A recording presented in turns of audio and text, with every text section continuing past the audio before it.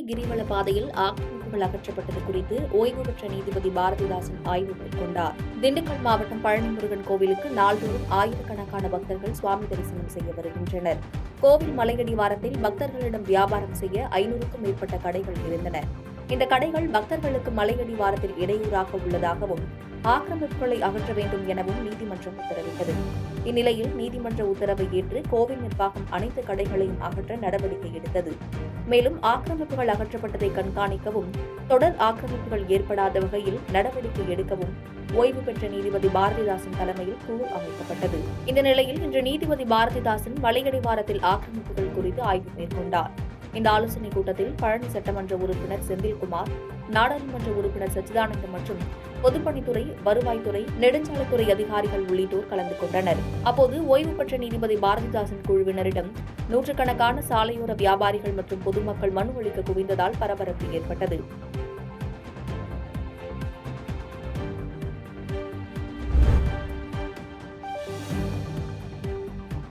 மாயனூர் காவிரி கரையோரம் பகுதியில் பனை விதை நடும் பணியை கிருஷ்ணராயபுரம் சட்டமன்ற உறுப்பினர் சிவகாம சுந்தரி தொடங்கி வைத்தார். காவிரி கரைகள் மற்றும் தமிழ்நாட்டின் நீர்நிலைகளில் 1 கோடி பனை விதைகள் நடும் பணி தொடங்கி நடைபெற்று வரும் நிலையில் கரூர் மாவட்டம் மாயனூர் காவிரி கரையோரம் பகுதிகளில் பல்வேறு அரசு துறைகள் இணைந்து பனை விதை நடும் பணி நடைபெற்றது. இதில் 100க்கும் மேற்பட்ட கல்லூரி மாணவ மாணவிகளுடன் இணைந்து கிருஷ்ணராயபுரம் சட்டமன்ற உறுப்பினர் சிவகாம சுந்தரி பனை விதைகளை நட்டு தொடங்கி வைத்தார். பின்னர் அப்பகுதியில் 100 நாள் பணி செய்து வந்தவர்களை சட்டமன்ற உறுப்பினர் நேரில் சந்தித்து பணிகள் குறித்தும் கேட்டறிந்தார்.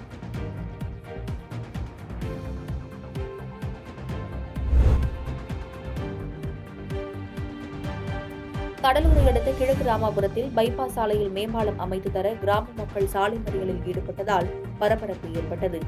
கடலூர் அருகே உள்ள கிழக்கு ராமாபுரம் கிராமத்தில் 700க்கும் மேற்பட்ட கிராம மக்கள் வசித்து வருகின்றனர். கிழக்கு ராமாபுரத்திற்கும் கடலூர் வழிசோதனை பாளையத்திற்கும் இடையே விழுப்புரம் நாகப்பட்டினம் தேசிய நெடுஞ்சாலை அமைக்கப்பட்டு வருகிறது. இந்த நிலையில் வழிசோதனை பாளையத்திலிருந்து கிழக்கு ராமாபுரம், மேற்கு ராமாபுரம் வழியாக ஒதியடிக்குப்பம், வெள்ளக்கரை, நடுவீரப்பட்டு வழியாக பன்ருட்டி வரை தினசரி ஏராளமான வாகனங்கள் இயக்கப்பட்டு வருகிறது. இத்தகைய முக்கியத்துவம் வாய்ந்த சாலையை கடக்கும் வகையில் விழுப்புரம் நாகப்பட்டினம் சாலையின் குறுக்கே மேம்பாலம் அமைக்க வேண்டும் என அப்பகுதி கிராம மக்கள் கோரிக்கை விடுத்த நிலையில் மேம்பாலம் அமைக்கப்படாமல் சாலை அமைக்கும் பணி நடந்து முடிந்தது. இதனால் அப்பகுதி மக்கள் தேசிய நெடுஞ்சாலைக்கு திரண்டு வந்து மறியல் போராட்டத்தில் ஈடுபட்டனர். இதுபற்றி தகவல் அறிந்த கடலூர் வட்டாட்சியர் பலராமன் மற்றும் திருப்பாப்புலியூர் காவல்துறையினர் விரைந்து வந்து மறியலில் ஈடுபட்ட பொதுமக்களிடம் பேச்சுவார்த்தை நடத்தினர். பேச்சுவார்த்தையை ஏற்றுக்கொண்ட பொதுமக்கள் மறியலை கைவிட்டு கலைத்து சென்றனர்.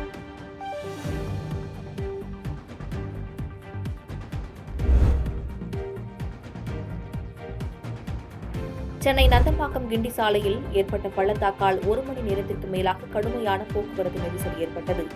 சென்னை ராமாபுரத்தில் இருந்து கிண்டி நோக்கி வரும் வழியாக நந்தம்பாக்கம் பத்மினி கார்டன் தெரு அருகே உள்ள சாலையின் நடுவே குழாய் பதிப்பதற்காக தோண்டப்பட்ட பள்ளத்தில் சிக்கிய வாகனங்களால் நந்தம்பாக்கம் சாலையில் கடுமையான போக்குவரத்து நெரிசல் ஏற்பட்டுள்ளது.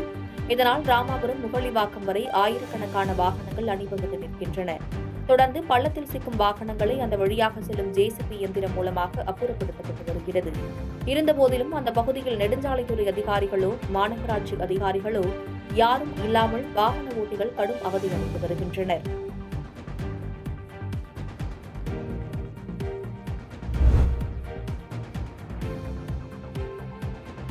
கல்பாக்கம் அருகே திருவள்ளுவர் சிலையும் கண்ணகி சிலையையும் சேதப்படுத்தியவர்கள் மீது மாவட்ட ஆட்சியர் அருண்ராஜ் நடவடிக்கை எடுக்க தமிழ் ஆர்வலர்கள் கோரிக்கை வைத்துள்ளனர். செங்கல்பட்டு மாவட்டம் திருக்கழுக்குன்றம் ஒன்றியம் குன்னத்தூர் ஊராட்சியில் அன்னை இளைஞர்கள் நற்பணி மன்றம் சார்பில் கடந்த 2006ஆம் ஆண்டு நுழைவு வாயில் அமைக்கப்பட்டது. இந்த நுழைவு வாயிலில் ஒருபுறம் ஐயன் திருவள்ளுவர் சிலையும் மறுபுறம் கண்ணகி சிலையும் நிறுவினர். தற்போது கிழக்கு கடற்கரை சாலை விரிவாக்க பணி நடைபெற்று வருவதால் நுழைவு வாயிலை இடிக்க முற்பட்டது. அப்போது நெடுஞ்சாலைத்துறை அதிகாரிகள் வேண்டுமென்று 2 சிலைகளையும் சேதப்படுத்தியதோடு நுழைவு வாயிலையும் தகவல் தெரிவிக்காமல் அகற்றியதாக அப்பகுதி மக்கள் குற்றம் சாட்டினர். இதுகுறித்து மாவட்ட ஆட்சியரிடம் முறையாக மனு அளித்துள்ளோம் என்றும் அதற்கு தீர்வு வருவதற்கு முன்பே நெடுஞ்சாலைத்துறை நிர்வாகம் இவ்வாறு செய்துள்ளதாகவும் இதற்கு தங்களுக்கு உரிய இழப்பீடு வழங்கவும் புதிய நுழைவாயிலை நெடுஞ்சாலைத்துறை நிர்வாகம் கட்டித்தர வேண்டும் எனவும் இளைஞர் நற்பணி மன்ற நிர்வாகிகளும் தமிழ் ஆர்வலர்களும் கோரிக்கை விடுத்துள்ளனர்.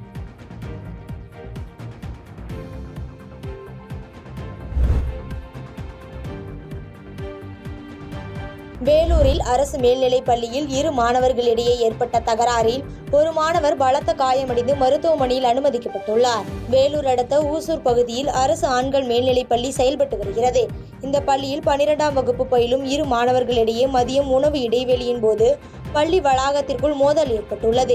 இந்த மோதல் காரணமாக 12ஆம் வகுப்பு பயிலும் கலை என்கிற மாணவர் சக மாணவனான திலீப்குமார் என்ற மாணவனை பிளேடால் சரமாரியாக தாக்கியுள்ளார். இதில் திலீப்குமாருக்கு பலத்த காயம் ஏற்பட்ட நிலையில் உடனடியாக சக மாணவர்கள் மருத்துவமனையில் சேர்த்துள்ளனர்.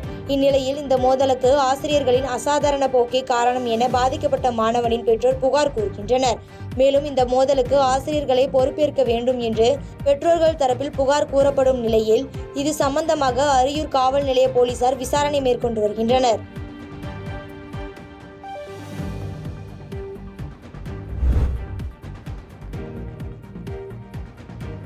ஒகேனக்கல் காவிரி ஆற்றில் நாட்டின மீன் குஞ்சுகளின் உற்பத்திகளை அதிகரிக்க 1.50 லட்சம் பல்வேறு வகையான மீன் குஞ்சுகள் விடப்பட்டன. பிரதம மந்திரி மீன்வள மேம்பாட்டு திட்டத்தின் கீழ் காவிரி ஆற்றில் நாட்டின மீன் குஞ்சுகளை இருப்பு செய்து உற்பத்தியை அதிகரிக்கும் வகையில் மீன் வகை குஞ்சுகள் விடும் நிகழ்விற்கு தருமபுரி மீன்வள துணை இயக்குநர் சுப்பிரமணியன், நாடாளுமன்ற உறுப்பினர் மணி ஆகியோர் முன்னிலை வகித்தனர்.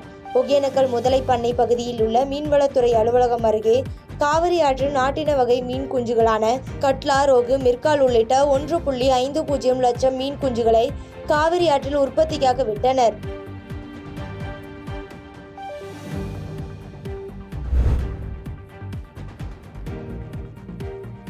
திண்டுக்கல்லில் செயல்பட்டு வரும் ஏஆர் டைரி ஃபுட் நிறுவனத்தில் மத்திய உணவு பாதுகாப்புத்துறை அதிகாரி ஒருவர் ஆய்வு மேற்கொண்டார்.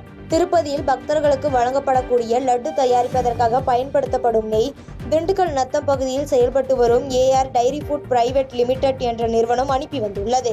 இதற்கிடையே தற்பொழுது திண்டுக்கல்லில் இருந்து நெய் அனுப்பிய நிறுவனம் விலங்கு கொழுப்பு கலந்ததாக சர்ச்சை எழுந்துள்ள நிலையில் நேற்று மாசு கட்டுப்பாட்டு வாரிய அலுவலர் கழிவுநீர் மாதிரி ஆய்வுக்காக எடுத்துச் சென்றார். இதற்கிடையே இன்று சம்பந்தப்பட்ட நிறுவனத்தில் மத்திய உணவு பாதுகாப்புத்துறை அதிகாரி நிறுவனத்தின் உள்ளே சென்று பால், நெய் உள்ளிட்ட பொருட்களை ஆய்வு மேற்கொள்வதற்காக வருகை புரிந்தார்.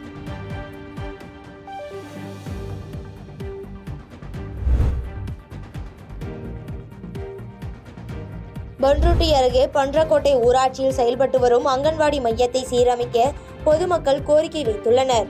கடலூர் மாவட்டம் பண்ருட்டி அருகே உள்ள பன்றக்கோட்டை ஊராட்சியில் கடந்த 40 ஆண்டுகளுக்கு முன் சிமெண்ட் ஓடு மூலம் மேற்கூரை அமைக்கப்பட்டு அங்கன்வாடி மையம் கட்டப்பட்டது. இந்த அங்கன்வாடி மையத்திற்கு 30 குழந்தைகள் வந்து செல்கின்றனர். பழமையான கட்டிடம் என்பதால் மேற்கூரையில் ஓடுகள் பல்வேறு இடங்களில் சேதமடைந்துள்ளதாகவும் கட்டிடத்தின் உள்ளே தரைப்பகுதி பெயர்ந்து உள்ளதால் குழந்தைகள் தவறி கீழே விழும் நிலையில் உள்ளது. எனவே சேதமடைந்த அங்கன்வாடி மையத்தை சீரமைக்க பொதுமக்கள் கோரிக்கை விடுத்துள்ளனர்.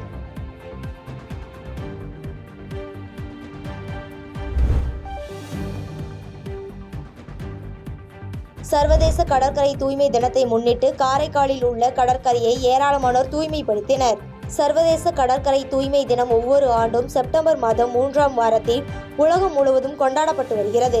இதன் ஒரு பகுதியாக மாவட்ட நிர்வாகம் சார்பாக காரைக்காலில் அமைந்துள்ள கீழகாசாக்குடிமேடு மீனவ பகுதியில் உள்ள கடற்கரையில் மாவட்ட ஆட்சியர் மணிகண்டன் தலைமையில் 200க்கும் மேற்பட்டோர் தூய்மை பணியில் ஈடுபட்டனர். இந்நிகழ்ச்சியில் மத்திய சுற்றுச்சூழல் மற்றும் வனத்துறை உதவி இயக்குனர் ஆஞ்சல் ஜெயன், நகராட்சி ஆணையர் சத்யா மற்றும் மாணவர்கள் உள்ளிட்டோர் பலர் கலந்து கொண்டனர்.